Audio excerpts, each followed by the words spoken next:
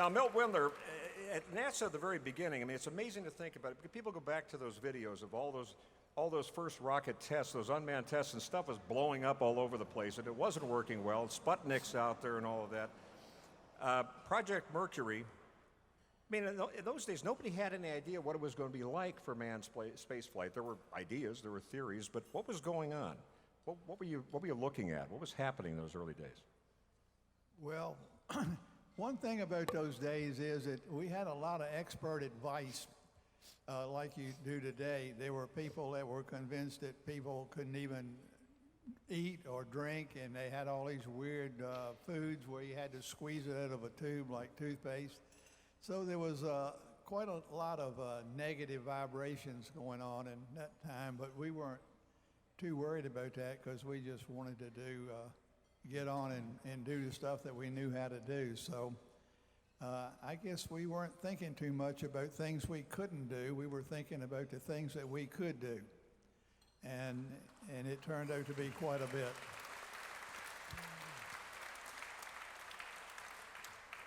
Now, Jim Lovell, a lot of people don't know this. I mean, you applied for Mercury. A lot of people did apply for these positions. And you, as Don Adams would say in Get Smart, you missed it by that much, right?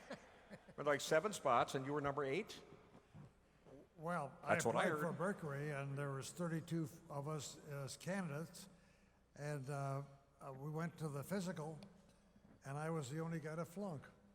You were the only guy to flunk? Yeah. You were the guy who ran the President's Council on Fitness for the presidents later. Well, I know. And, That's crazy. I never. And of course, that's where the original 7 came out of. You know, the Coopers and the Shiraz and the Shepherds. But then I applied it for the second time, and of course the military didn't. I didn't tell anybody about my physical, so I kept on going. But you were selected for the next group, Gemini, and you had those 2 flights. And what was it like on the home front? I mean, I know you're all heroic and all of that, and the wives are heroic, but I mean, when you got a call home and say, hey, I got the selection, how did that play with Marilyn? You've been married how long now, Jim?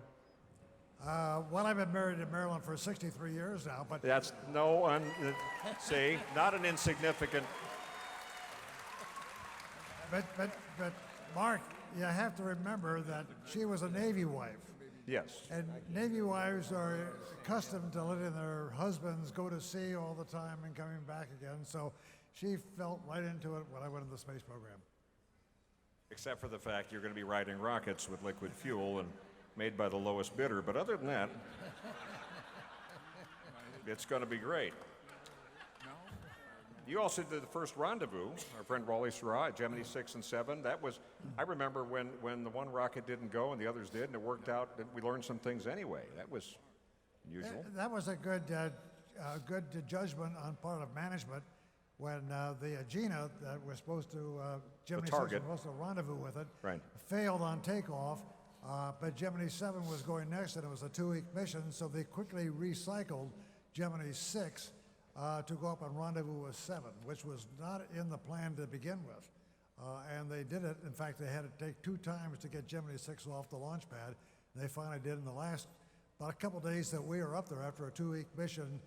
Wally and Tom Stafford came up and rendezvous with us. And since Wally and Tom were both Naval Academy graduates, and so was I, and Frank Borman was West Pointer, we had the biggest Beat Army rally known to man.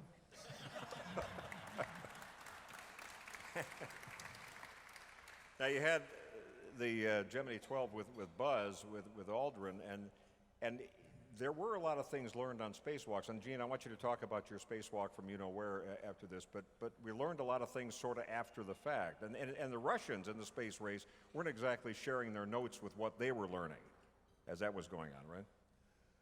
Well, the way that Gemini 12 managed to get EVA or spacewalks was to use a underwater system. We rented a swimming pool from a boys' school, and this was the idea of some engineer, which I thought was great.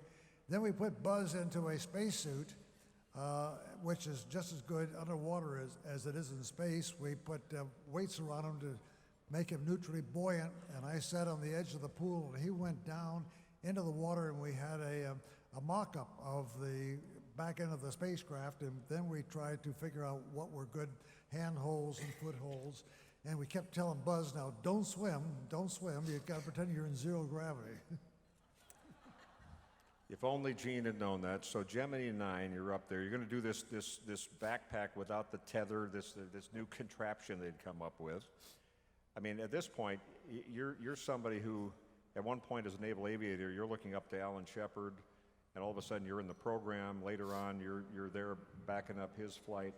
But Gemini 9, when you're, as you like to say, we didn't know what we didn't know yet. So you got to be a little bit of a guinea pig. Explain what happened on that. What was the second spacewalk? Ed White did the first one, as many people know, but you were number 2 to learn some new things, and you learned the hard way. Well, let me give a little bit of a background. Leonov was the first human being. Leonov. Yeah, I meant first American. But Leonov, and the reason I mention that, the 50th anniversary of Leonov's spacewalk, it really wasn't a spacewalk. He got is last week. Yeah. And I think it deserves an applaud. He spent about 3 minutes getting out and spent the next 9 minutes trying to survive and get back in. It was, he really, and we didn't know that. We didn't know a lot about it. Ed White had a tremendous spacewalk. He had that gun to stabilize himself. And I think that sort of set us up, quite frankly, because Dave Scott was going to go out on Gemini 8 with Neil on a spacewalk, and they came back early. So we didn't change the goal for Gemini 9. It was an Air Force Buck Rogers backpack that was tucked in the back of the spacecraft. My goal was to go out and evaluate umbilical dynamics without that stabilizing gun that I'd had. And if you really want to be in control of your own destiny, don't go up there in zero gravity on the end of a tether. I went back there. Noted. Went back and eventually got in the back. And remember, it's outside the spacecraft. It's not like shuttle or station. The suit is like a plaster of Paris. And we forgot one thing. All these bright engineers, including all of us sitting up here today, forgot that Newton's law is for every reaction there's an equal and opposite reaction. And I had basically a handlebar to stand on. Every time I twist a valve to get this backpack operational, it'd twist me back. Every time I try and move an armrest down to put it in position, it'd send me back in that direction. It was pretty frustrating. Got to the point where I got in it, got off the spacecraft umbilical. I was breathing oxygen from this backpack, and I was one switch away. Tom Stafford had a switch, and all he's going to do is cut me loose.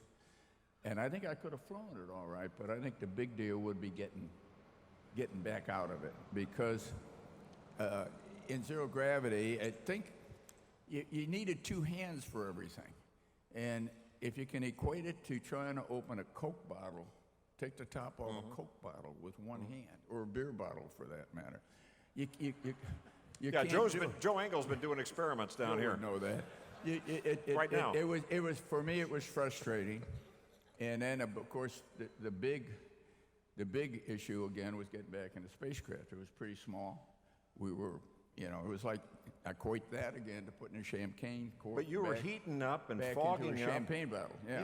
Go ahead. So all that was happening, and you thought you were about Yeah, toast. I was pounding beats at about 170 heartbeats a minute, and I knew the doctors were going crazy. And Tom made a good decision. He said, "Let's cut it off." I was fogged up. I couldn't see. Yeah. He made a good decision, and the problem for me, the problem was coming back, because I let these guys down. I was sent out to do a job, and I did not get it done. In retrospect, I sort of look at Gemini 9 now as we all look at Apollo 13. We probably learned more that we didn't expect to learn with the problems I had. F equals MA. For every action, there's an equal opposite reaction. And, it is what it is. And as Jim said, we went from there developing underwater training and cooling in our spacesuit that we didn't have before. And I might have to be careful how I say that, but we designed a monkey board for Buzz. In the back of the spacecraft, we're going to fly Gemini 12 again on that backpack on 12. It was decided, wait a minute, maybe we ought to regroup. And we had, round pegs and square holes and tethers and all kinds, and Buzz performed perfectly. And we found out, yes, we could do almost anything we needed to do if we had those golden slippers to basically tie your feet to the spacecraft. And you've seen the shuttle, and you've seen Joe Allen, who's about half the size of the rest of us here, back on the shuttle days. Just maneuvering And around. he was anchored to the shuttle, and he was moving a big 10 jillion pound satellite around. You can do anything. That's up there. that's the thing. You watch NASA TV, and we have it on here in the Wally Schirra Space Gallery, and you can see that during the course of any day. And so much of this we get used to. It doesn't happen without these guys and the people on the ground and figuring it out all along the way, and often with just a smidgen of the computing power that you have in that phone that you're using to take pictures. Now, speaking of learning things and moving forward, Walt Cunningham, right over here, Apollo 7, after that fire, and I remember, we all remember, if we were alive then, paying attention to what happened that January when the crew died on the pad in Florida, and that could have been the end. I mean, give us a little bit, and we want to move along fairly quickly, but this stuff is so important. That was a low point, and yet you guys, Wally, Don Isley, were tasked with, and the whole group having to make sure everything worked. Because if there was a screw up in Apollo 7, it was done. So talk a bit about that. Well, thank you, Mark. First, I'd like to mention a very important thing in Cernan's background that you didn't mention. Gene was my backup on Apollo 7. They're So always I- backing each other up. So it must have helped him along a little bit, somehow in there. And you asked about flying Apollo 7 after the Apollo 1 fire. The biggest difference for people today to recognize, and they probably really don't, is in those days we were not what you call a risk-averse society. We did not have a risk-averse attitude. I think every one of us always Amen.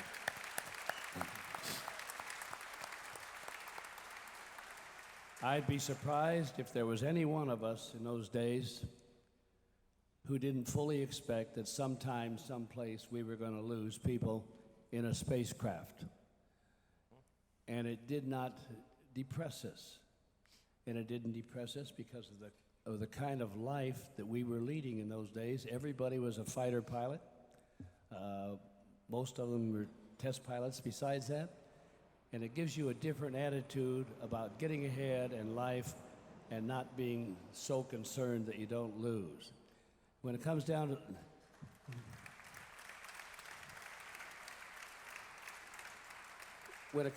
the Apollo 7 mission, as you mentioned, Mark, it kind of disappears. I think it got about 40 seconds up here on the movie film. I summarize it really in one way. Because here we are, 46 years later,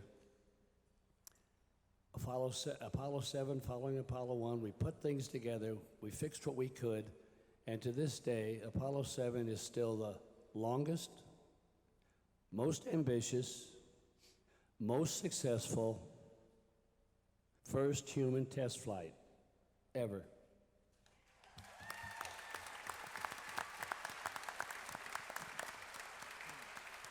Yeah, you talk about preparation and all of this as well. And one of our questions, we're mixing in some questions from the audience tonight as well that some of you filled out ahead of time. What was the most difficult part? And I think you could all certainly speak to this, but Walt, I'm just curious from you because you had the same kind of training. What was the most difficult part of your physical and mental training to prepare you for spaceflight? Because everything was always the next big deal. So in terms of preparation, what was the toughest? Was there a toughest or equally? Well, you know, I think everyone was interested in being in decent physical condition, except maybe Neil Armstrong. I don't remember. Neil was not a big workout kind of guy at all. He wasn't. In fact, you talked to him about playing handball, and he would kind of laugh and joke at you about it. But everybody stayed in decent physical condition. The most important thing was the mental attitude of people as they went through and they prepared. And the hours that you worked were amazing. I can tell you there were many days where we were up 24 hours a day, and I don't think it might depress you slightly, but we were focused on the job. That's what we were there for, and we just went on and took the next step when that happened. I feel really kind of bad that we have kind of changed from that attitude today. Life has to be good in all the companies and all the organizations in NASA. NASA today, for example, a lot of people are reluctant to express opinions that back in the 1960s they would have spoken up just like that because they were not concerned about the ramifications to themselves because they were given their best thoughts that they could on it. Today, politics enters into it and people are kind of reluctant to express themselves because you don't know what the fallout is going to be afterwards. So I think times have changed, and I don't know what we're going to do to get back to it. Well, hopefully they'll get videos of this, and that'll help. Thank you, Walter. And now for our next lineup of our dating game volunteers tonight. The top tier. The top tier, yes, thank you, Rusty. Bill Anders, take us back. So Apollo 7 has happened. The space race is going big time.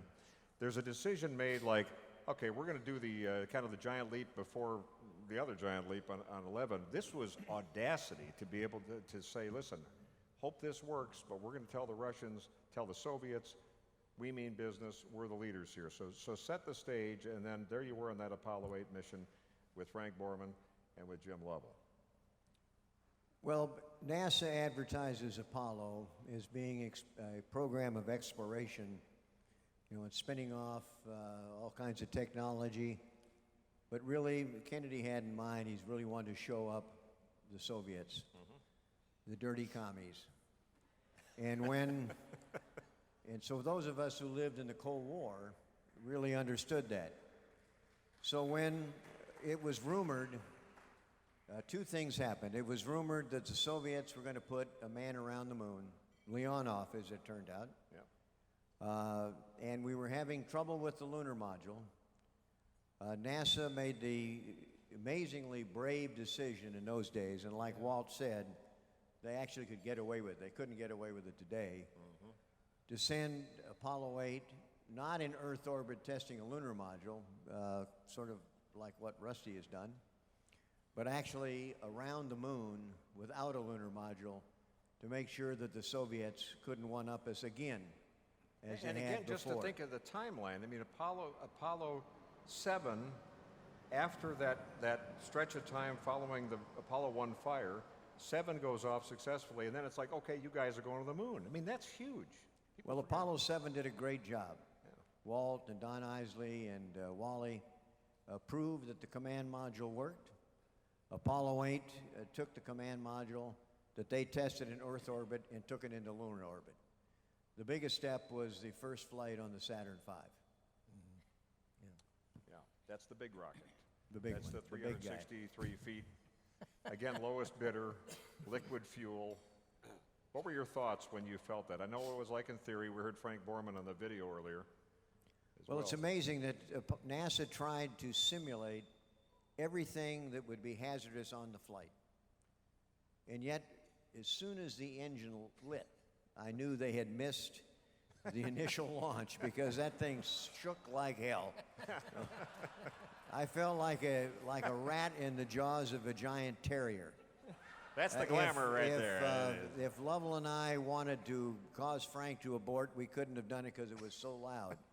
And Frank Borman wisely took his hand off the abort handle because it was so violent. And of course, any fighter pilot would much rather be dead than screw up. And of course, nobody, not Jim, none of you were screaming. You're all cool. You have all these thoughts. You may have all kinds of inner terror going on, but it's like, oh no, this is fine. We're on it. After all, we're the right stuff, or whatever you're thinking, right? So anyway, Apollo 8 defied what I thought were the odds. I thought we had about one chance in 3 of making the mission successful. Maybe 1 chance in 3, like Apollo 13, of surviving but not successful, and 1 chance in 3 of not surviving. But this was the height of the Cold War. All of us were Cold Warriors, not understood today that much. Yeah. But this was an important thing for our country, and we were willing to take the risk. And nothing beats that Christmas Eve reading. The book of Genesis reading on Christmas Eve to kind of almost heal the nation with a different focus after such a tumultuous year. I remember when we did the 40th anniversary for Apollo 9, we had Frank Borman here, and I know what he said when I asked about the race with the Russians. How do you feel after that great leap on Apollo 8, the fact that we're now still renting seats from Vladimir Putin to get up to the space station? Well, Apollo is unique. And frankly, I'm probably one of the few that take the view that Apollo's over, and we ought to get over it. It was a very unique event. It was there to beat the Russians. It wasn't to explore the moon. And times have changed. And so NASA's got to change. And so the idea that we need another Apollo program, I frankly don't support that. We're not going to race the Chinese to Mars anytime soon.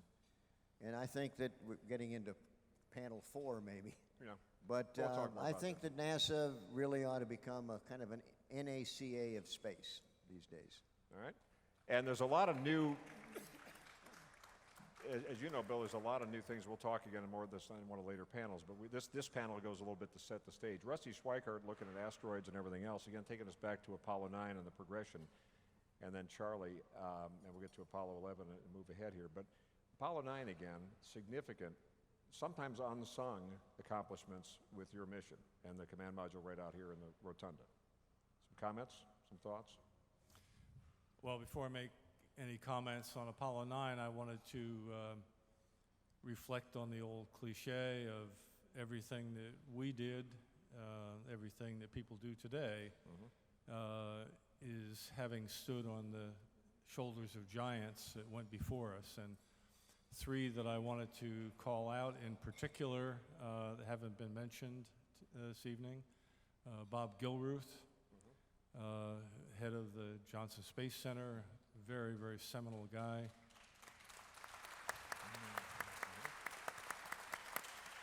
Another compatriot of his, Werner von Braun, incredible guy. And the guy who had the guts and the vision to make the commitment, John F. Kennedy. Amen. That was real audacity when Kennedy said we're going to do it with things we haven't even invented yet. I love that. Talk about it's like we're America, we'll figure it out. Yeah. Gotta love that. Yeah, you want to talk about audacity? It didn't start with Mr. Obama.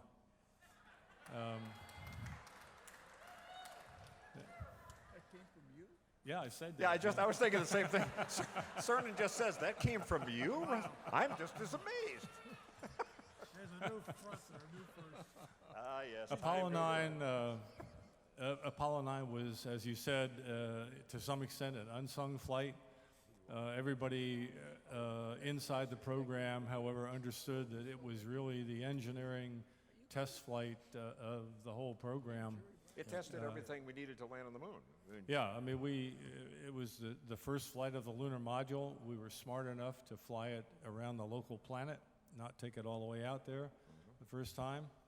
But all of these guys preceded us and gave us the confidence to be able to go out there and test everything on the lunar mission other than the landing stuff itself.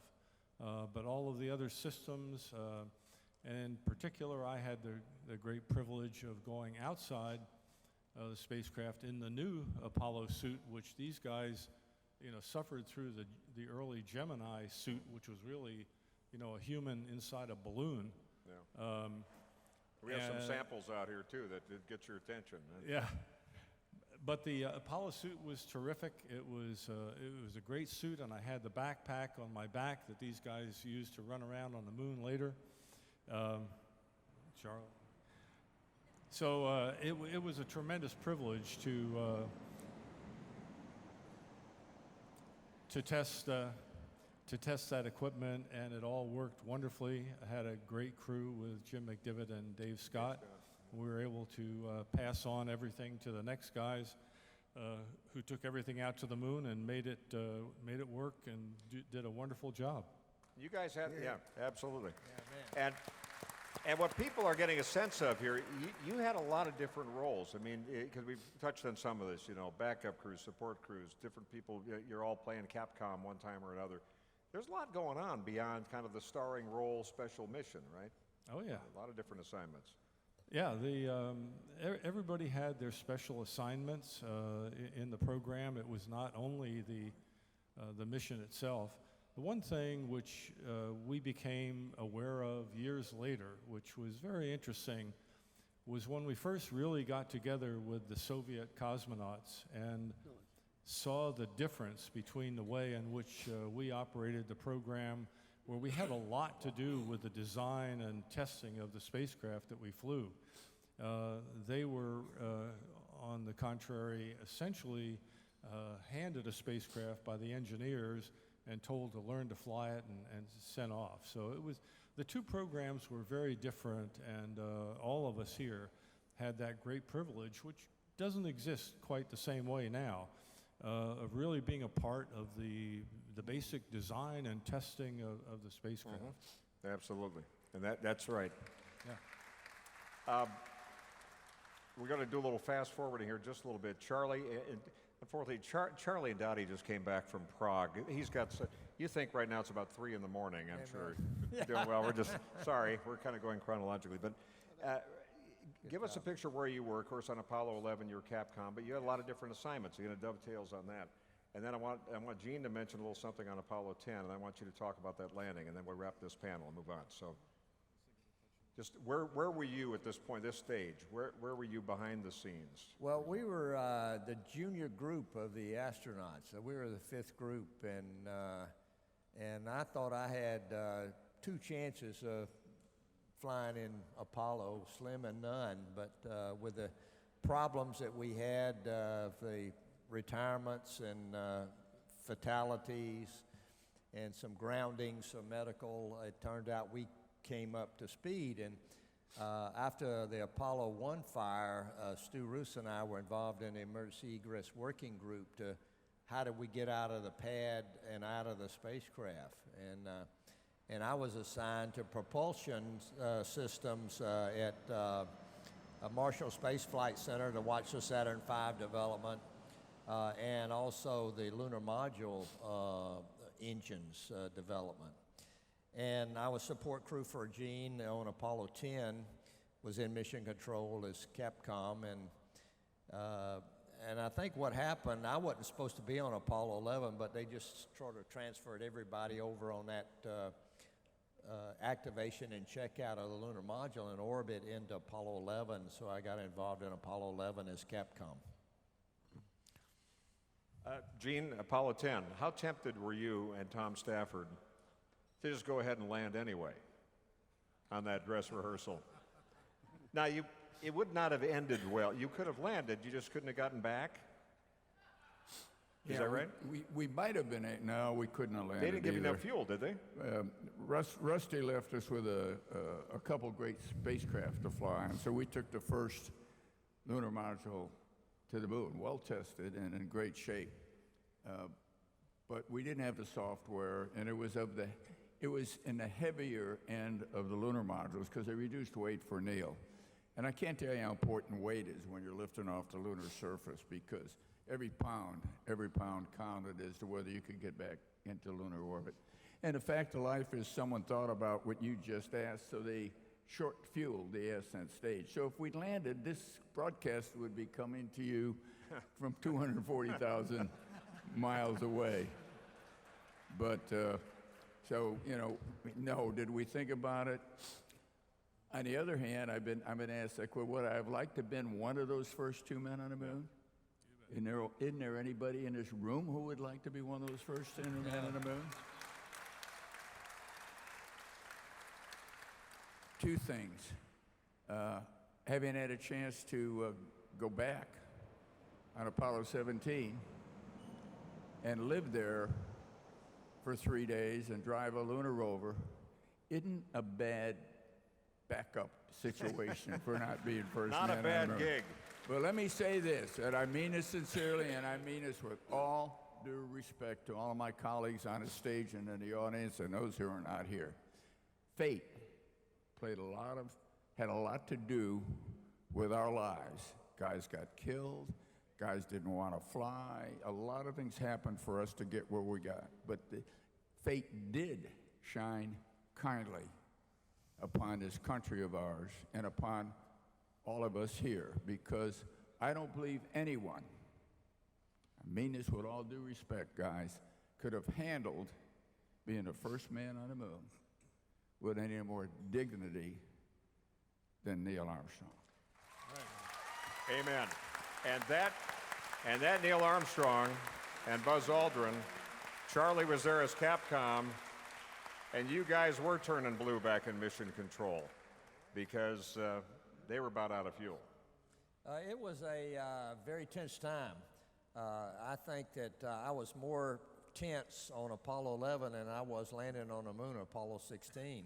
And things were just not working out right.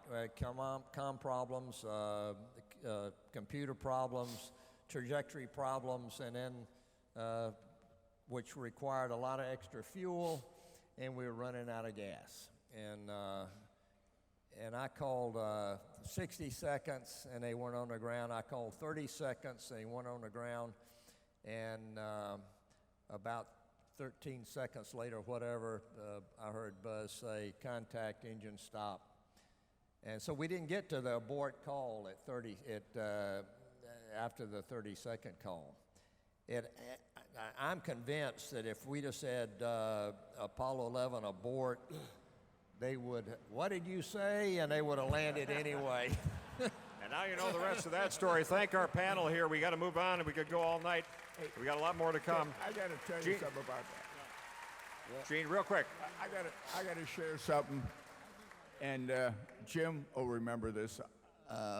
Neil and Jim and I made 3 trips to Afghanistan and Iraq, combination of the 3. And one young Marine, you remember this? One young Marine, we walked in the room. First of all, you know, when Jim and I'd walk in, okay, and Neil would walk in, a world lit up for these kids. It was incredible. And one young Marine, Jim, I hope you remember this, I've never forgotten it, asked Neil, he says, "Mr. Armstrong, how did you feel when you were zooming across the rocks of the lunar surface and you only had 15 seconds of fuel left?" And those of you who may have seen Neil, he's go, well, young man, we all know that when the gate says empty, there's a gallon or 2 left in the bottom of the tank. That's American exceptionalism, and that's this panel.